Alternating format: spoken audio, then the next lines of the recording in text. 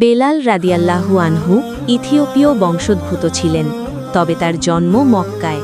তিনি কুরাইশ বংশের উমাইয়া ইবনে খালফের কৃতদাস ছিলেন। আরবে ইসলামের আলো যখন ছড়িয়ে পড়তে শুরু করে, বেলাল রাদিয়াল্লাহু আনহু অত্যন্ত গোপনে মহানবী সাল্লাল্লাহু আলাইহি ওয়াসাল্লামের দাওয়াত কবুল করেন। 2. অমানবিক নির্যাতন ও অটল ঈমান।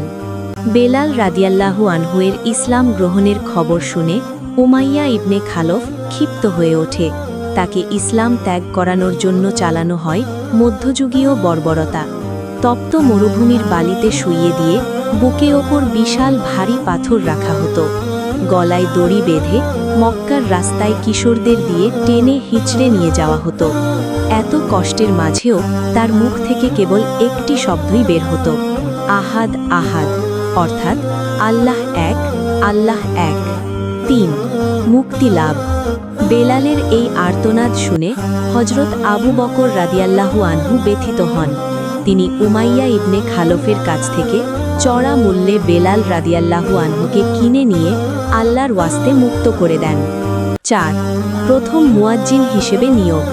মদিনায় যখন নামাজের জন্য মানুষকে ডাকার প্রয়োজন দেখা দিল, তখন মহানবী সাল্লাল্লাহু আলাইহি ওয়াসাল্লাম তার সুমধুর কণ্ঠের কারণে বেলাল রাদিয়াল্লাহু আনহুকে ইসলামের প্রথম মুয়াজ্জিন হিসেবে মনোনীত করেন। মক্কা বিজয়ের দিন তিনি কাবার ছাদ থেকে আজান দিয়েছিলেন, যা ছিল ইসলামের ইতিহাসের এক গৌরব উজ্জ্বল মুহূর্ত। 5. রাসূল সাল্লাল্লাহু আলাইহি ওয়াসাল্লামের প্রতি ভালোবাসা। রাসূলুল্লাহ সাল্লাল্লাহু আলাইহি ওয়াসাল্লামের ইন্তেকালের পর বেলাল রাদিয়াল্লাহু আনহু শোকে এতটাই ভেঙে পড়েন যে তিনি আর আজান দিতে পারতেন না। মদিনায় আজান দিলেই তার প্রিয় নবীর কথা মনে পড়ে কণ্ঠরুদ্ধ হয়ে যেত।